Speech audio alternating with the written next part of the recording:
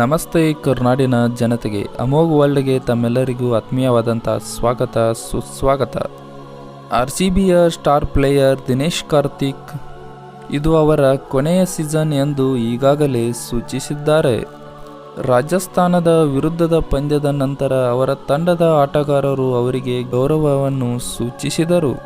ದಿನೇಶ್ ಕಾರ್ತಿಕ್ ಅವರ IPL journey ಎಲ್ಲಿಂದ ಪ್ರಾರಂಭವಾಯಿತು ಮತ್ತು IPLನ ಎಲ್ಲ ಸೀಸನ್ಗಳನ್ನು ಆಡಿದ ದಿನೇಶ್ ಕಾರ್ತಿಕ್ ಬಳಿ ಎಷ್ಟು ಕೋಟಿ ಆಸ್ತಿ ಇದೆ ಗೊತ್ತಾ? ಈ ಎಲ್ಲ ಒಂದಿಷ್ಟು ಪ್ರಶ್ನೆಗಳಿಗೆ ಉತ್ತರವನ್ನು ನೋಡೋಣ ಬನ್ನಿ.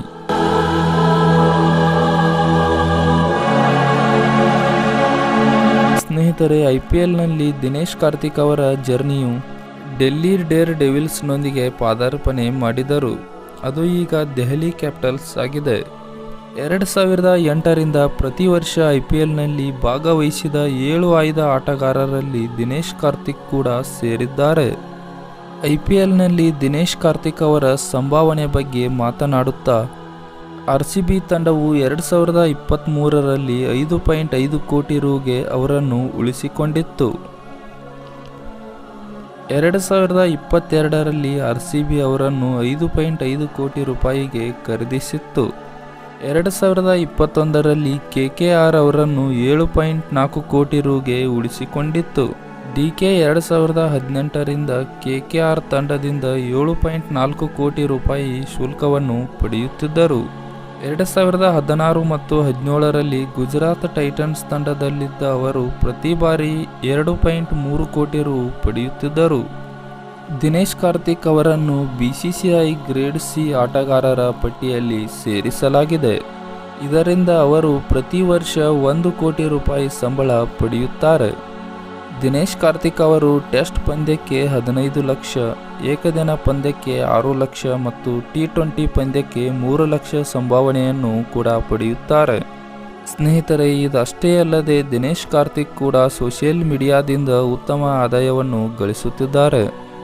ಅವರು ಇನ್ಸ್ಟಾಗ್ರಾಮ್ನಲ್ಲಿ ಸರಿಸುಮಾರು 2.5 ಮಿಲಿಯನ್ ಫಾಲೋವರ್ಸನ್ನು ಹೊಂದಿದ್ದಾರೆ ಮತ್ತು ಫೇಸ್ಬುಕ್ನಲ್ಲಿ 1.3 ಮಿಲಿಯನ್ ಫಾಲೋವರ್ಸ್, ಟ್ವಿಟರ್ನಲ್ಲಿ 2.3 ಮಿಲಿಯನ್ ಫಾಲೋವರ್ಸ್ ಕೂಡ ಇದ್ದಾರೆ.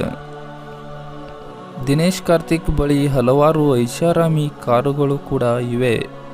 ಅವರ ಬಳಿ ಇರುವ ಪೋರ್ಸೆ ಕೇಮನ್ S ಕಾರು ಸರಿಸುಮಾರು 85 ಲಕ್ಷ ರೂಪಾಯಿ ಮತ್ತು ಇದಷ್ಟೇ ಅಲ್ಲದೆ ಅವರ ಬಳಿ ಸುಮಾರು 1 ಕೋಟಿ ರೂಪಾಯಿಯ ಬೆಲೆಯ BMW ಕೂಡ ಇದೆ.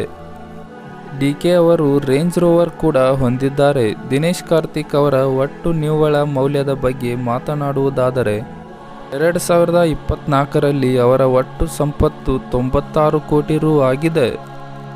ಸ್ನೇಹಿತರೆ, ದಿನೇಶ್ ಕಾರ್ತಿಕ್ ಕೂಡ ಒಬ್ಬ ಉತ್ತಮ ಆಟಗಾರ, ಫಿನಿಷರ್ ಎಂದೇ ಹೆಸರುವಾಸಿಯಾಗಿರುವ DK ದಿನೇಶ್ ಕಾರ್ತಿಕ್ ಅವರು IPLಗೆ ವಿದಾಯವನ್ನು ಹೇಳಿದ್ದಾರೆ. ಇದೇ ವರ್ಷದ IPL ದಿನೇಶ್ ಕಾರ್ತಿಕ್ ಅವರಿಗೆ ಕೊನೆಯ ಸೀಸನ್. ಸ್ನೇಹಿತರೆ, ಈ ವಿಡಿಯೋ ಇಷ್ಟ ಆದಲ್ಲಿ ಲೈಕ್ ಮಾಡಿ, ಶೇರ್ ಮಾಡಿ ಮತ್ತು ಸಬ್ಸ್ಕ್ರೈಬ್ ಮಾಡಿ. ಸಪೋರ್ಟ್ ಮಾಡೋದನ್ನು ಮಾತ್ರ ಮರಿಬೇಡಿ. ಮುಂದಿನ ವಿಡಿಯೋದಲ್ಲಿ ಮತ್ತೊಂದು ವಿಷಯದೊಂದಿಗೆ ಸಿಗೋಣ. ಜೈ ಹಿಂದ್, ಜೈ ಕರ್ನಾಟಕ ಮಾತೆ. ಧನ್ಯವಾದಗಳು.